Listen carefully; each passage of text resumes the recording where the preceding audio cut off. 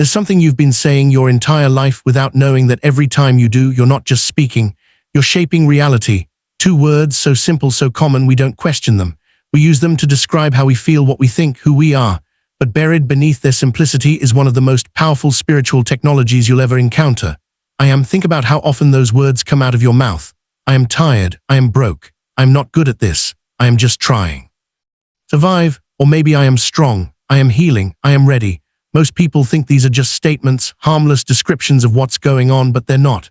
Every time you say I am, you are sending a command to your subconscious and an instruction to the quantum field. You're not describing your reality, you're selecting it. The words I am are the interface between your identity and the infinite possibilities that surround you. They are not observations, they are activations. And science is beginning to catch up with what mystics have always known. When you declare I am, you're not waiting for something to happen.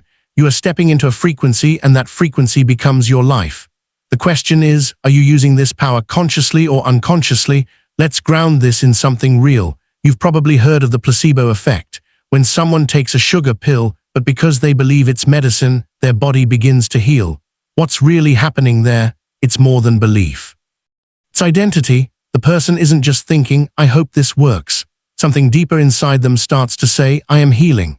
And that identity creates physiological change, measurable, repeatable, documented. Now take that principle and expand it beyond the body into relationships, finances, purpose. Every area of your life is a reflection of who you believe you are, not who you want to be. That's the critical distinction. You don't attract what you want. You attract what your nervous system is trained to accept as I am. It's not enough to think positively. That's surface level. The real work is in shifting the subconscious identity blueprint that's running 95% of your thoughts, emotions, and behaviors. And that blueprint is constantly being reinforced by the I am statements you repeat out loud or silently every single day. From a quantum physics perspective, this makes perfect sense. According to the observer effect, the very act of observing a particle determines its behavior, but what determines what you observe? Your consciousness, your expectations, your identity. So when you declare I am, you're aligning your conscious and subconscious mind with a specific version of reality. And that alignment begins to collapse the wave of infinite potentials into a single experience, the one you called in. And this isn't abstract theory. It's how your brain is wired. Neuroscience tells us that repeated thoughts, especially when charged with emotion, create neural pathways that hardwire who we become. But the brain doesn't distinguish between a negative I am and a positive one. It just follows instructions. It just builds the reality you keep broadcasting. So what are you telling it? You see, I am is not an affirmation. It's a declaration of frequency. And your frequency doesn't lie. You can say I am abundant all you want. But if your internal state is wired for lack, the field receives lack. That's why this work isn't about repeating mantras. It's about embodying identity. When you say I am with coherence, when your thoughts, emotions, and body all align, you become a magnet not to random luck, but to the exact vibrational match of who you've declared yourself to be. And that's why this video matters.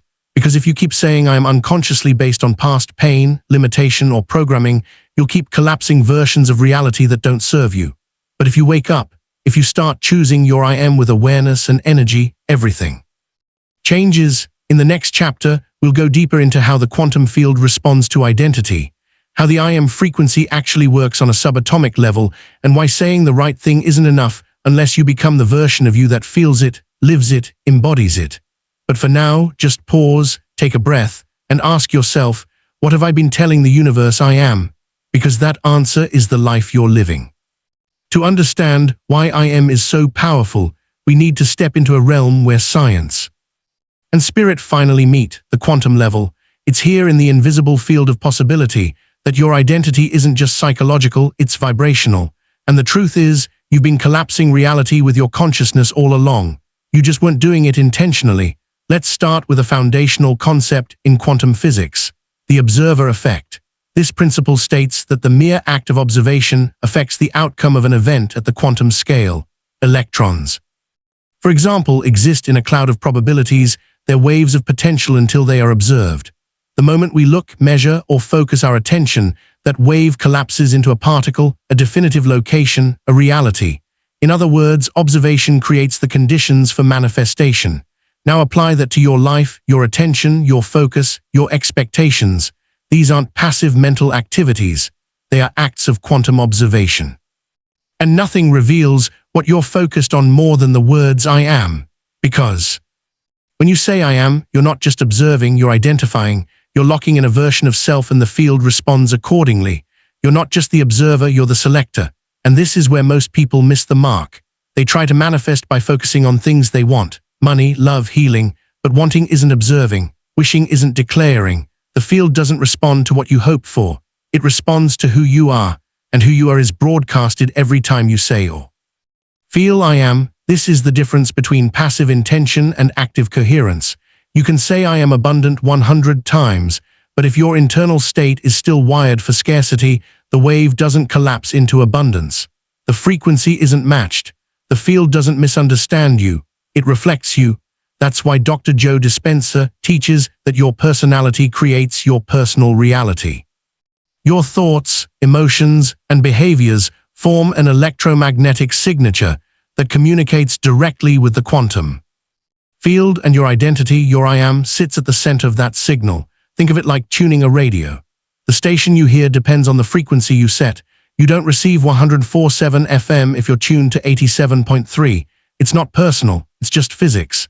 In the same way, you can't receive the experience of love, peace, or abundance if your identity is tuned to lack, fear, or doubt. Now, here's where it gets even more powerful. According to physicist John Wheeler, reality is not something fixed that we observe. It's something participatory. He said, we live in a participatory universe. In other words, reality is unfinished until we show up and interact with it. Your consciousness isn't just a passenger in this process, and it's the sculptor, and I am is the chisel.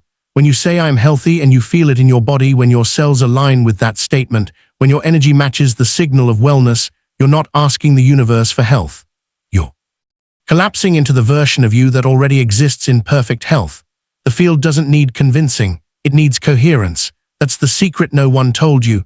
Every possible version of you already exists. The confident you, the healed you, the wealthy you, the awakened you, they're all real as this one, stored in the quantum field as wave patterns. I am is how you choose which one to animate. But here's the problem. Most of us built our I am story by accident. Through trauma, through repetition, through the opinions of others. You didn't wake up one day and consciously decide I am not enough. That story was downloaded from childhood, from culture, from conditioning. And once it became familiar, it became default. The identity you didn't choose but kept living.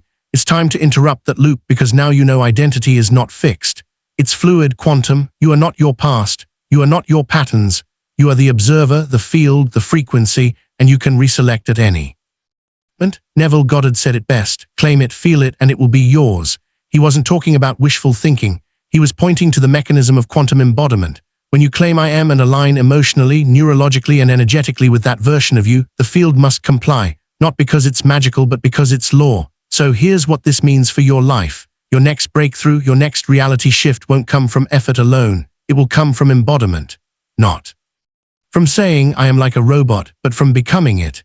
In the next chapter, we're going to bridge the science with your soul.